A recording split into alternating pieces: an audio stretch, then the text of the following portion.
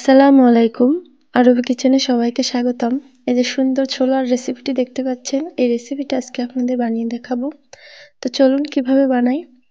প্রথমে এই ছোলাটা সারা রাত আমি ভিজিয়ে রাখার পর এই অবস্থা। এটা এখন আমি প্রেসার কুকারে করে সেদ্ধ করে নেব। ছোলাটা ভিজিয়ে রাখলে একটু সফট হয়, যে কারণে ভিজিয়ে রাখতে হয়। তো এখানে আমি ছোলাটা নিয়ে নিয়েছি, যতটুকু আমি আজকে রান্না করব। আর নিয়ে নিচ্ছি পেঁয়াজ বাটা। পেঁয়াজ বাটা এখানে আমি টোটাল 4 চামচের মতো নেব। পেঁয়াজটা দিলে বেশ একটু মশলা হয়, মশলা টাইপের খেতে বেশ ভালো লাগে। আর এখানে আমি চুই ঝাল ছোট করে কেটে নিয়েছি, আর নিয়েছি দুটো তেজপাতা।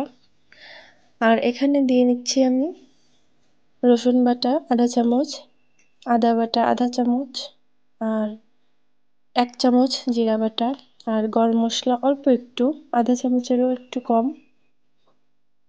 আর দিয়ে নেব আধা চামচ শুকনো মরিচ বাটা, আরও একটু দেব আধা চামচ, টোটাল 1 চামচ আমার শুকনো মরিচ, 1 চামচ হলুদ, আধা চামচ লবণ। লবণটা আমার ছোলায় আগে থেকে দেওয়া ছিল। কড়াই গরম করে তেল দিয়ে নিলাম। এখন এর মধ্যে কেটে রাখা সেই পেঁয়াজটা দিয়ে নেব।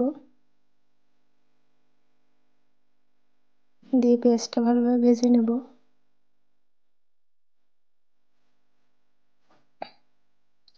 এই মশলাটা কষানোর উপর নির্ভর করে ছোলাটা কেমন টেস্ট হবে।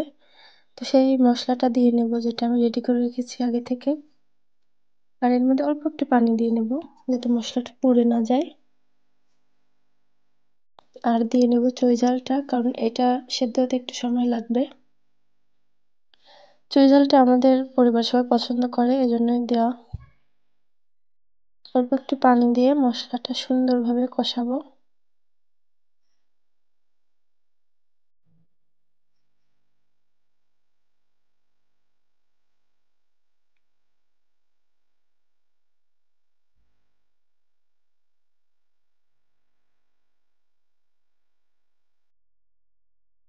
আবার একটু পানি দিয়ে নিলাম। একেবারে একসঙ্গে পানি না দিয়ে অল্প অল্প পানি দিয়ে আস্তে আস্তে মশলাটা কষালে মশলাটার রংটা যেমন পরিবর্তন হয়, টেস্টটাও ভালো আসে। এখন আমি ছোলাগুলো দিয়ে নেব। ছোলার সঙ্গে একসঙ্গে কষাবো মশলার সঙ্গে। এভাবে ছোলা রান্না করলে আসলে ছোলাটার স্বাদ বেশি ভালো আসে। অন্যভাবেও রান্না করে দেখেছি, এভাবেই বেশি ভালো লাগে। আর এই ছোলাটা আসলে মুড়ির সঙ্গে মাখালে বেশি ভালো লাগে খেতে। তো এখন পানি দিয়ে একটু ঢাকনা দিয়ে ঢেকে দিলাম। দেখুন এখনই ছোলাটা দেখে বোঝা যাচ্ছে কতটা স্বাদ হবে। তো এখন আমি এই ছোলাটা এইভাবে একটু পানিটা শুকিয়ে নেব ভাজতে ভাজতে, তাহলে আমার তৈরি হয়ে যাবে মজাদার ছোলার রেসিপি।